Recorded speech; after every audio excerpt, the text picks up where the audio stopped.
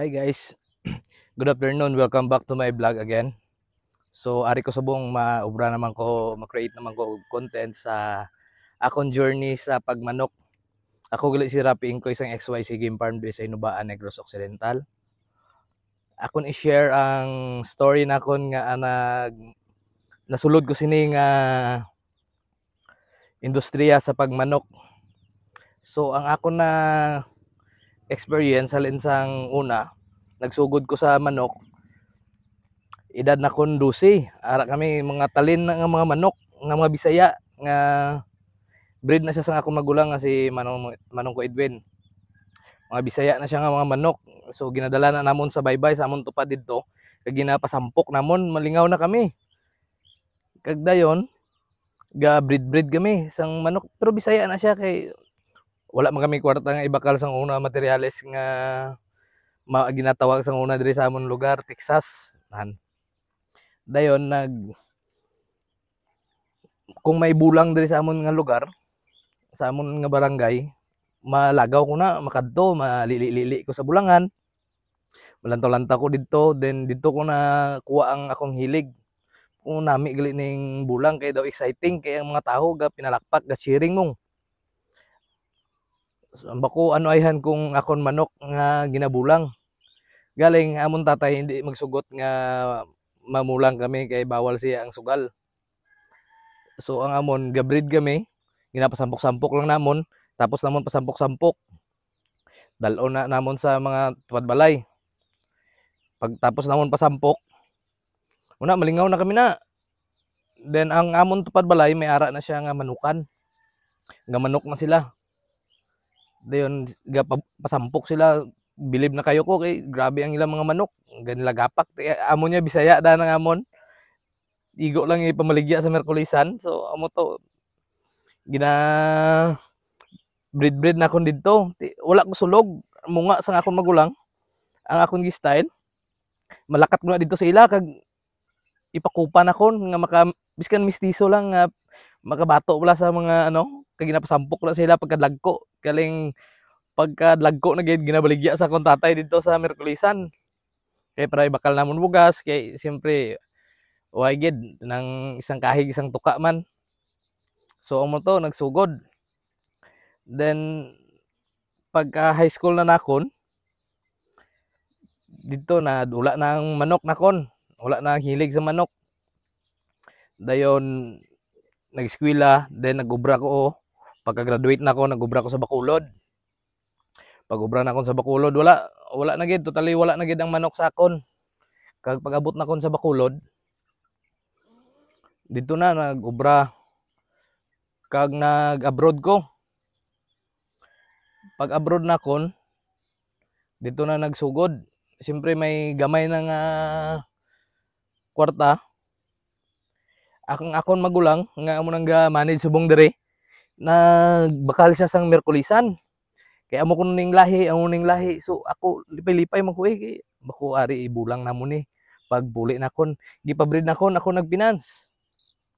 Gipabreed na kon siya. So ang resulta pagpuli na kon, 4 perdi tanan. Kaya low quality, Bisaya, mistiso lang siya, nga gibakalan sa Merkulisan. Kag ginapustahan akon dako. 4 gigabilog. So dumodamo siya gibreed dito sa amon balay. Backyard lang. Sa tubangan lang namon balay. Dayon pull out na kon. Gipaihaw na kon tanan. Di siya nga gasagod, daw nanugunan siya blang nga ipang-ihawo na ko nang iya gipang buhi. Di ang hambal ko sa iya kung gusto mo ma-improve ang aton pagmanok, i-give up na to na kay mabakal ta sang bag-o nga materyales. So after sina nag-okay siya. So gi-pull out namon tanan. Pag pull out namon tanan, nagbalik ko abroad. Pagbalik na kon abroad, so may friend ko dito sa abroad nga gamanok man siya. Coworker na kon nga gamanok man siya.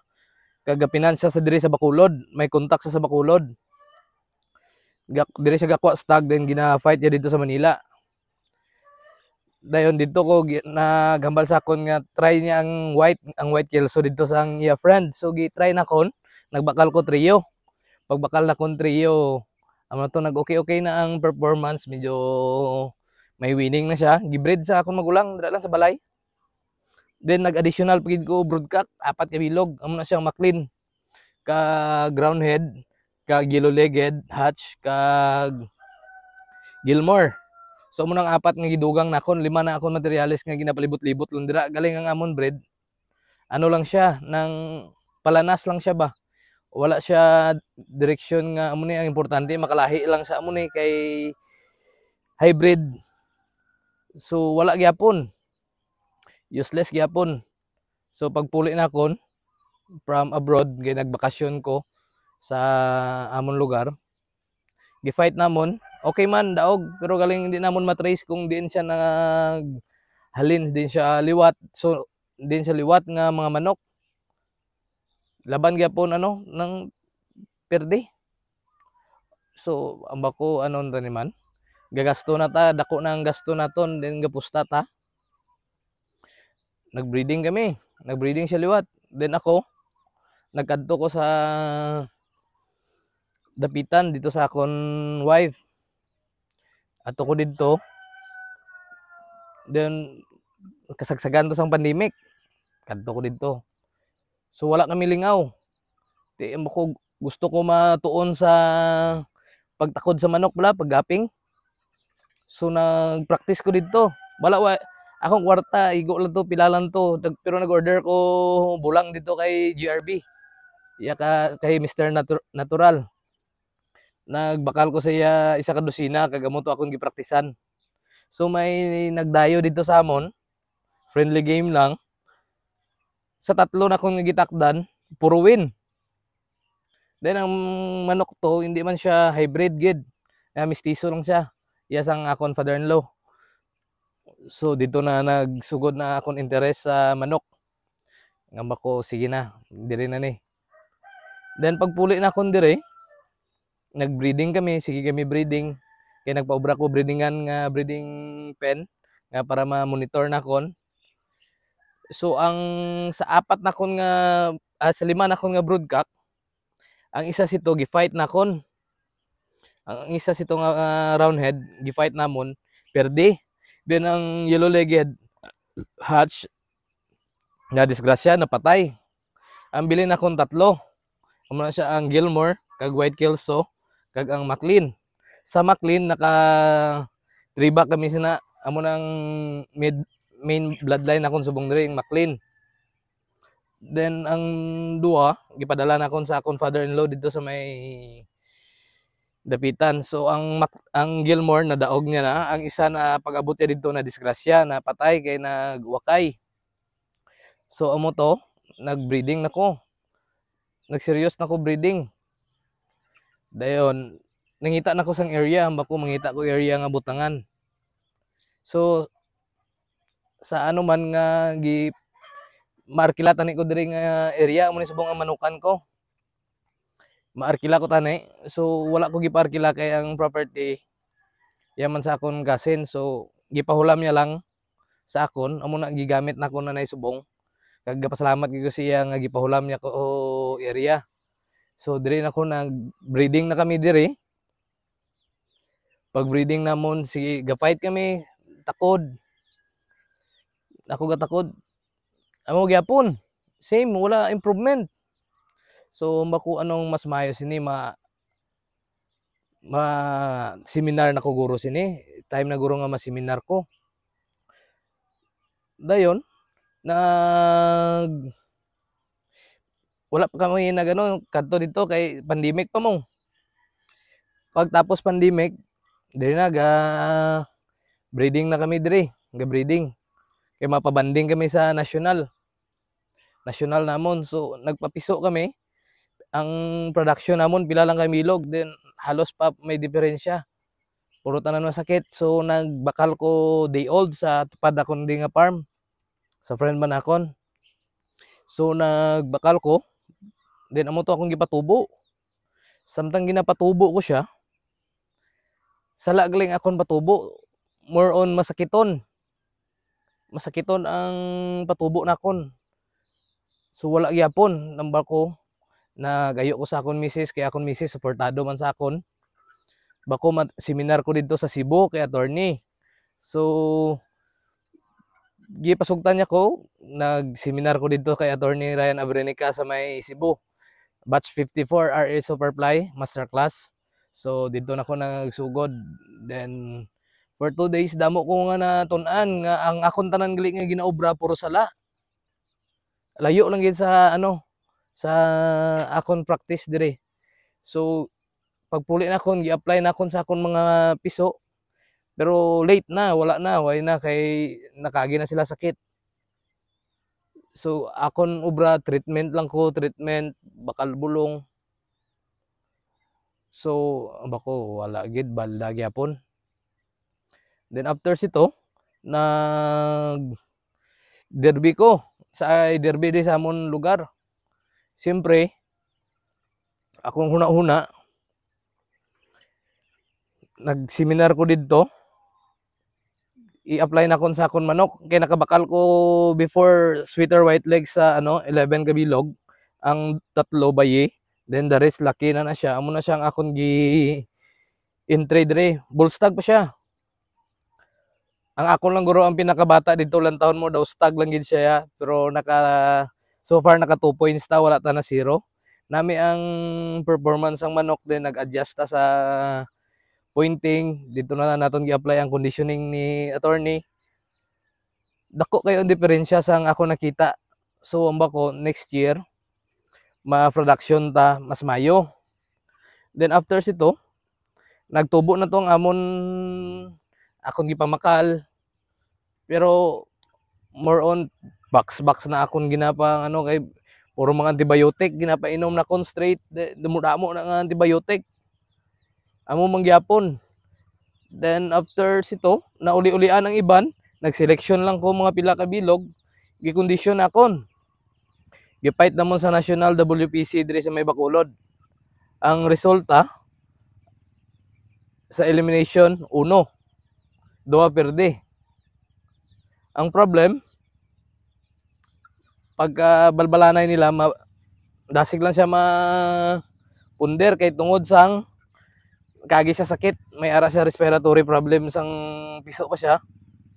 So hambal ko by next season ma-breed ta sang mayo nga healthy. I-obrahon ta ang sistema, isundon ta ang sistema ni attorney. So nag-breed kami, amo nagigamit namon ang apat ka sulog. Amo na siyang pumpkin nga nakabakal ko sa may Talisay, pumpkin. Dayon ang isa McLean. Then after sa McLean kag ang 2 ka sweeter white legs nga atong na winner sa porkak diri sa amon lugar. Then after sito ang atong gigamit nga munga 18 ka bilog. So far naka-production ta sa first batch naton 70 ka bilog. Around 70, something 70 or 80. Dito pa ko nagpa-incubate pa ko dito sa kay Mr. John Manos, nagpa-incubate ko dito. Then amo to ang resulta. Okay man siya, healthy. Amo na ang first batch na akong disubong. Then nagbakal ko incubator kay Superial diri sa Dumaguete. Nakabakal ko 120 capacity. Then nagsalang ko, una na ko nga sala kay ang storage na kon sang akon manok itlog dito sa may kwarto. So aircon then kisa patay, hindi siya permanente ba. Then ang na-production na kon sito pila lang to daw 3 silang kabilog out of 80. So failure naman. So ang giobra na kon pagka next batch nag-produce naman ko liwat. So gi-storage na siya na kon sa may chiller sa vegetable section na kon siya gibutang, gi-stack na kon dito ang itlog kag room temp na kon siya. After na kon room temp salang siya na kon. Room temp siya na kon mga 24 hours, then gisalang siya na kon sa incubator. Gi-preheat na kon incubator, gipara na siya na kon mga 6 hours nga wala itlog, then gisalang na kon ng itlog. So far ang resulta naka 90% ang hatching. 90%. So okay, naka-produce ta mga 90. 90 ka chicks. So sa out of 120 naka 90 ta nga chicks, okay naman na siya. Tapos amo na siya subong ang second batch nakon nga ang gina-post nakon sa video nga ari di sa piyak ng mga gagmay. Then nagsugod ko nag-brooder ko dito sa may balay sa ubos. Akong style sa brooder, gibutang ko sa chiller kay may freezer nga cheese type nga 3 doors kay may guba kong 3 doors. So dito siya nakon gibutang, gibut nga nakon siya rice hull. So far okay ang iya resulta. 7 days nga prevention nakon didto. Kag gisaka nakon diri kag gibutang nakon siya sa may gradas nakon diri kag dabunan lang siya nakon trapal. Pagtabon nakon trapal, then gibut nga namon biddings nga rice hull. So far okay naman siya, healthy ang mga piso. Mayo ang resulta kay more on prevention ta. Then vaccine, importante gid ang vaccine. Kag ang first 1 week sang piso naton amo gid ang pinaka-importante. Amo nang gi-prevent naton sa gut niya, first line of defense naton kag ang sa respiratory nga prevention. So naka-prevent na siya, okay ang iyang resulta. So far wala gid kaagi sipon. Kung may ara man gani nga ga-action galuya, automatic gina-pull out naton na kag ginakal naton kay para hindi na lat na ng iban. So pag tapos gibutang namon siya mga 1 month sa may gradas nakon, gi-transfer nakon diri subong sa mo ni siyang background nakon, amo ni siyang range nakon sa first batch. Gi-range, then after na nakon na range, ang second batch naman nakon gipasaka naman nakon diri. Kag diri naman siya nakon gi-prevention naman siya nakon bago siya nakon gipagwa sa range. So far ang resulta okay ang gwa sang sistema ni attorney. Healthy, super healthy ang mga piso biskan makita nyo na sa mga vlog nakon sa previous nakon nga vlog sa piso. Makita ninyo healthy, wala gid sakit. Kay kumpleto siya bakuna. Amo tong giambal nakon nga bakuna nakon 5 lang. Halin sa B1B1, Gumboro, kag Lasota IB, kag NCD Lasota plus IB, then Polfax. Kag nagkuraysa ko, amo tong nagkuraysa ko last. Then after 60 days nila, ako na naman sila i-microplasma. Kag diri sa piyak na okay na siya, ari na ko natapos na nakon tawag sini ng Polfax. So microplasma na kuraysa na siya after 40 days. So far ang tubo sang akon piso subong okay naman siya. Nga maka-fight naman ta siniguro sang tarong nga maka-compete ta sang tarong. Kag disclaimer lang mga boss, hindi ko expert, hindi man ko sagad-sagad gid ang akon niya. Ka-share lang ko sang experience nakon kag akon journey as manugmanok nga gamay nga manugmanok diri sa Inubaan. Kag damo pa ko nga video nga obrahon nga maka-share man sa mga ideas kag mga information. Pwede nyo sundon, pwede man hindi. It's up to you nga kung anon ang akong programa gina-share ko lang. Kag amo lang na, madamo gid nga salamat sa paglantaw nyo sa akon mini vlog. Kag God bless. Thank you.